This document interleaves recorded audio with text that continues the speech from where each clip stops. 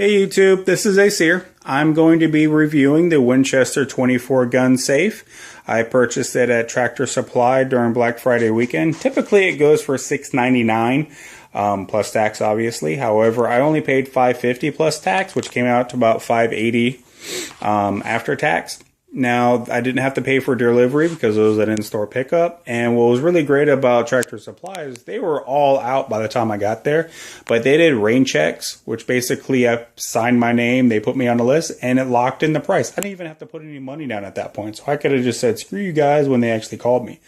But after about a 2-week wait, actually it was about a week wait, they called me up and said, hey, your safe's here. I went down there, they helped me load it up, and they even offered me a dolly. It was the very first time I ever purchased anything from Tractor Supply, and I guarantee you I'll be going back. But this isn't about Tractor Supply, it's about this Winchester 24 gun safe. Now this is my Christmas present to myself. I usually buy something firearms related. This time I wanted to buy something that would protect my firearms. The reason why I got a safe is for a few different reasons. A, because my closet was filling up and I needed a little bit more room, at least on the floor. Second, I wanted added theft and fire protection. This offers about 20 minutes or 40 minutes, I can't remember, at 1400 degrees. And then there's the added benefit of humidity protection because, quite frankly, I live in the South. It gets humid here. I live near the ocean, and it's just a major killer. So at least in here, I can help control that. Now, I did some research. There was they had the stack-ons at BJ's for about $4.99 or $5.99 at the time. You had the Liberties for about $500 to $550 at Lowe's, and there's a few others. Then I found this on Tractor Supply, and the ratings for this were a lot more than the stack-ons and the Liberties. This is about 100 pounds heavier than any of them, and the fire rating is higher. It's 40 minutes at 1400 degrees. It is not waterproof. However, that's not really an issue here. Knock on wood. I'll knock on wood later. Now, some of the things I don't like right off the bat is the main thing is that this is a digital lock. I would have preferred a analog rotary lock. However, that wasn't an option. I wouldn't be too remiss about this if it had a keyed backup system, but it does not have that. So you're just kind of stuck with it. But fortunately, this seems to be a solid unit. I'm not going to hit it with a hammer, but there is no jostling whatsoever. I didn't much care for the 4 road keys, but that was just mainly a personal preference. It took me a while to get used to. It is a solid unit, however. These spokes, there's only a little bit of play. And what I'm going to go ahead and do is I'm going to go ahead and open this up. There is external hinges, but that's not really an issue, as we'll get to in a bit. But the external hinges do help because it allows the door to flow all the way open. So I'm going to look down because you guys don't need to know my business. You can see the dirty floor of my garage as I put in the key. Now, there we go. Open it up and it's open sesame. Oh, a little too dark in there. Let me turn on the lights.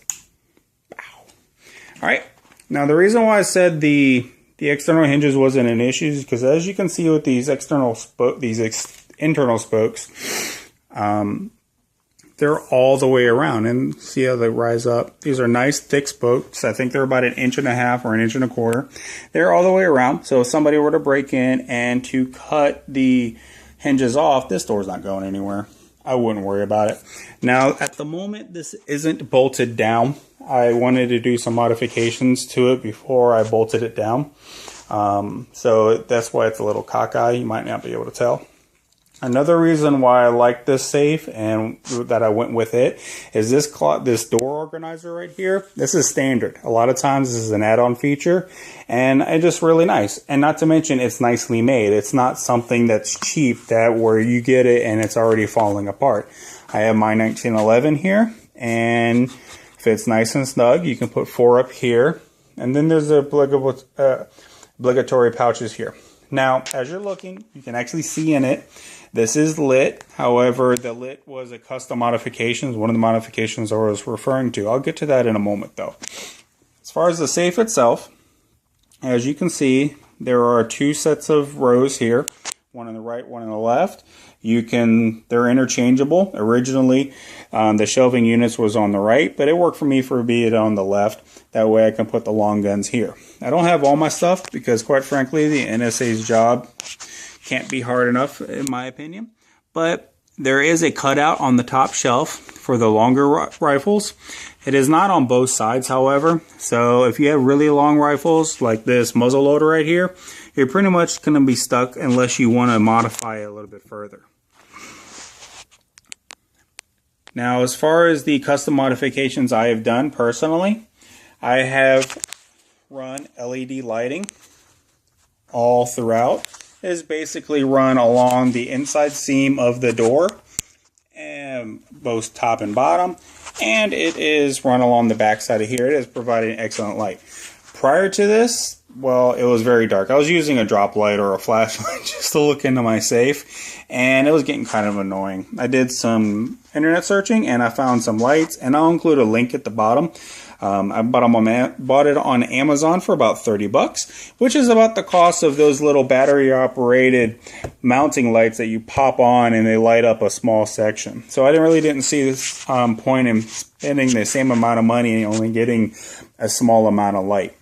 Now, the way I was able to do this is there is an electric cord run through the back of it. Now, the safe comes with a hole in the back already, as I will show you.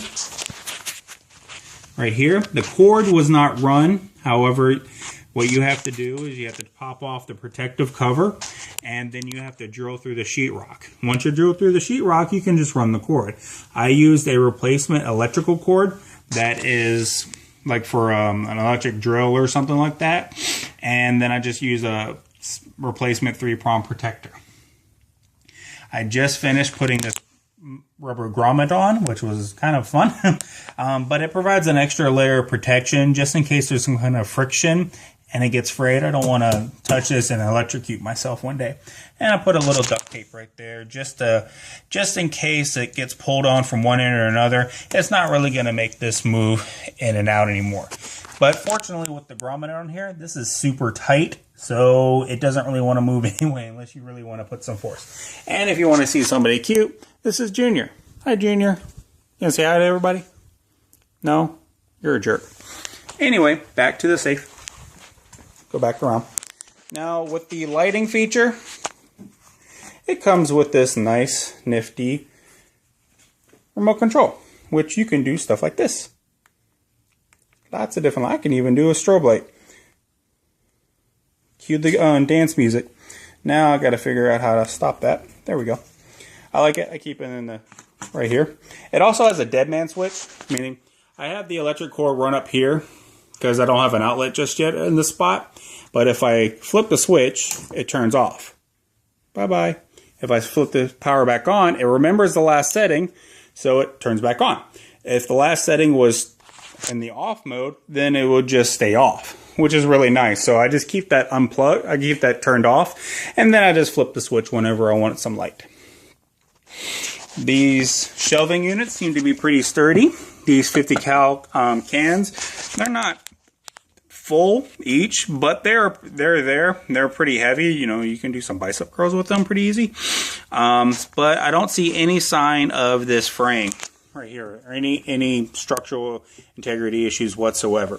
They have a nice little railed system, and one thing I really like is it's numbered. So if you're trying to line up the little grommets right here with both sides, all you have to do is just find whatever number corresponds and just hook it in there, which is really good for me because I'm really horrible at eyeballing things. Overall, this safe I am very satisfied with. The only thing I need to do is to bolt it down. The bolting material equipment does come with it, and I'll see if I can get out an example. Here's one of the bolts, nice and thick.